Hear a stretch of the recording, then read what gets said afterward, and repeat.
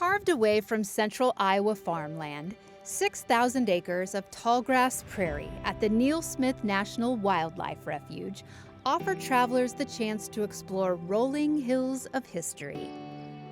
The mission for the Neal National Wildlife Refuge is preserving and protecting and reconstructing tallgrass prairie, oak savanna, and sedge meadows, which are our native ecosystems. Established in 1990, the refuge is named for former Congressman Neal Smith. The dedicated lands are reserved in a special distinction, and unlike national parks, places like the Neal National Wildlife Refuge hold the largest amount of conservation land in the U.S.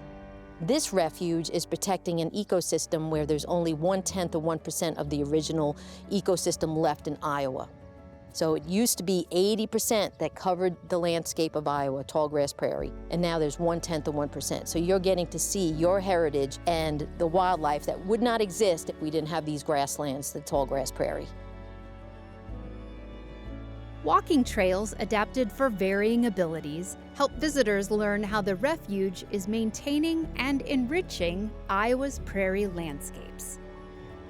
The Neal National Wildlife Refuge propagates tallgrass prairie with a group of helpers who don't mind what the job pays.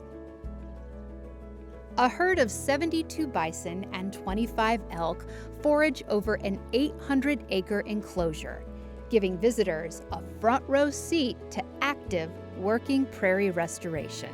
And you can drive through that, but you have to remain in your vehicle because we do treat them as wild animals. So it's a vital part of our program is having the bison on the landscape, managing their grazing and their habits actually help to provide a very healthy ecosystem, the tallgrass prairie. It's our connection to our heritage. This is something that is not just about bringing back wildlife, it is our connection to people's ancestors are connected to this. This is not many places you can come and see tallgrass prairie.